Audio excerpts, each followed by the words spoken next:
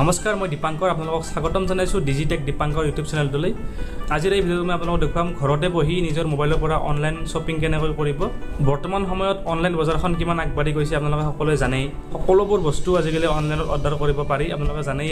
এই অনলাইন বজাৰখনৰ বাবে আমাৰ থলুৱা ব্যৱসায় কিছুমানৰ বহুত লোকচানো হৈছে, কিন্তু কি কৰিব উপায় নাই। আৰু আজিকালি অনলাইনত বহুত ডিছকাউণ্ট দি দিয়ে। যিটো বস্তু আপুনি দোকানত গৈ 200 টকাত কিনিব লগা হয়, চেম বস্তুটোৱে 150 টকাত বা 180 টকাত অনলাইনত পাই যায়।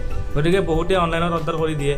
অনলাইন অৰ্ডাৰ কৰাৰ বাবে নানান ধৰণৰ এপছ ওলাইছে, তাৰ ভিতৰত বহুত ভাল এপছো আছে আৰু বহুত বেয়া এপছো আছে। আৰু লগতে আজিকালি দেখে আপোনালোকে ফেচবুক বা ইনষ্টাগ্ৰামটো খুলিলেই নানান ধৰণৰ লিংক আহি থাকে, তাত ক্লিক কৰি অৰ্ডাৰ কৰিব পাৰি।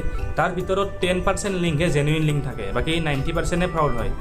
বহুত এনেকুৱা লিংক আছে যিবিলাকত অৰ্ডাৰ কৰিলে আপোনালোকে পে'মেণ্টবিলাক এডভান্স দিব লগা হয়। পে'মেণ্ট কৰাৰ পিছত কি হয়, কিছুমান বস্তু ঘৰ আহি নাপায়ে। কিছুমান আহে যদিও কি হয়, আপুনি যিটো বস্তু অৰ্ডাৰ কৰে পাৰ্চেলটোৰ ভিতৰত সেই বস্তুটো নাপায়। যদি আপুনি অৰ্ডাৰ কৰে মোবাইল ফোন, পাৰ্চেলটোৰ ভিতৰত ইটাৰ টুকুৰা পঠাই দিব। যদি আপুনি টি চাৰ্ট এটা অৰ্ডাৰ কৰে বা চাৰ্ট অৰ্ডাৰ কৰে, হয়তো চাৰ্টে আহিব, কিন্তু চাৰ্টটো ফাটা চিঙা থাকিব। তাৰপিছত ৰিটাৰ্ণ অপশ্যন নাথাকিব, কমপ্লেইন কৰাৰ কাৰণে কোনো ধৰণৰ নাম্বাৰ নাথাকিব।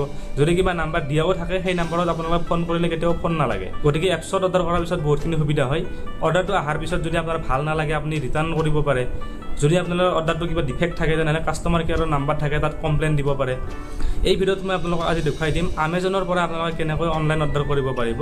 আমাজনৰ বাহিৰেও আৰু নানান ধৰণৰ এপছ আছে, বলক মই আপোনালোকক সম্পূৰ্ণ পদ্ধতিটো দেখুৱাই দি আছোঁ। ভিডিঅ'টো শেষলৈকে চাই থাকিব। আমাজনত অৰ্ডাৰ কৰাৰ বাবে আপোনালোকে প্ৰথমে কি কৰিব লাগিব, প্লে ষ্ট'ৰত গৈ আমাজন এপছটো ডাউনলোড কৰি ল'ব। মই ডাউনলোড কৰাই আছে, অ'পেন কৰি দেখাই দি আছোঁ। অ'পেন কৰাৰ পিছত এনেকুৱা এখন পেজ আহি যাব। ইয়াত দেখিছে নানান ধৰণৰ বস্তু ওপৰত শ্ব' হৈয়ে আছে। ইয়াত ক্লিক কৰিও আপোনালোকে অৰ্ডাৰ কৰিব পাৰে। আৰু ওপৰৰ ফালে দেখিছে চাৰ্চ কৰা অপশ্যনটো আছে, তাত চাৰ্চ কৰিও আপোনালোকে অৰ্ডাৰ কৰিব পাৰে। মই আপোনালোকক এটা টি চাৰ্ট অৰ্ডাৰ কৰি দেখাই দি আছোঁ। চাৰ্চত ক্লিক কৰিম, টি চাৰ্ট বুলি লিখি কিনে চাৰ্চ কৰি দিছোঁ। ইয়াত দেখিছে নানান ধৰণৰ টি চাৰ্ট আহি গৈছে। মই এইটো টি চাৰ্ট আপোনালোকক অৰ্ডাৰ কৰি দেখাই দি আছোঁ। টি চাৰ্টটোৰ ওপৰত ক্লিক কৰি দিব।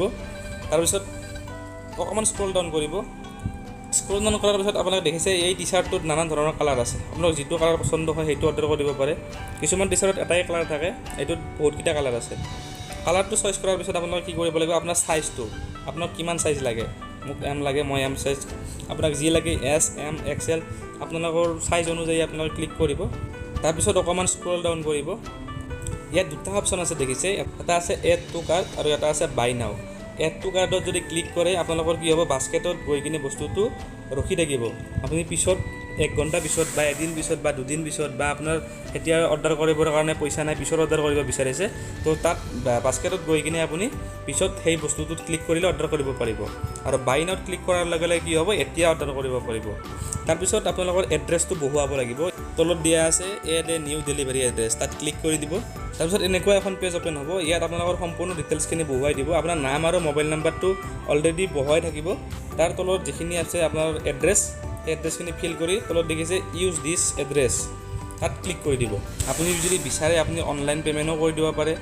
আৰু যদি আপুনি ভাবে যে মই অৰ্ডাৰটো ঘৰত অহাৰ পিছত পে'মেণ্টটো কৰিম, তেনেহ'লে ইয়াত অপশ্যন সেইটোও আছে। একদম তলফালে দেখিছে কেছ অন ডেলিভাৰী অব্লিক পে' অন ডেলিভাৰী, তাৰ ছাইডত ডটটো দেখিছে, তাত ক্লিক কৰি দিব। তাৰপিছত তলফালে যিটো কণ্টিনিউ বুলি লিখা আছে, কণ্টিনিউত ক্লিক কৰি দিব।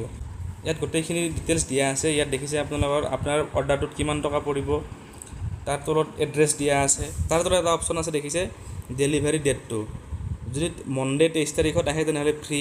যদি তাৰ আগত আপোনালোকক লাগে, 21 তাৰিখত লাগে, 59 আপুনি এক্সট্ৰা দিব লাগিব। আৰু যদি অহাকালি বস্তুটো আনিব বিচাৰে তেনেহ'লে 79 এক্সট্ৰা দিব লাগিব।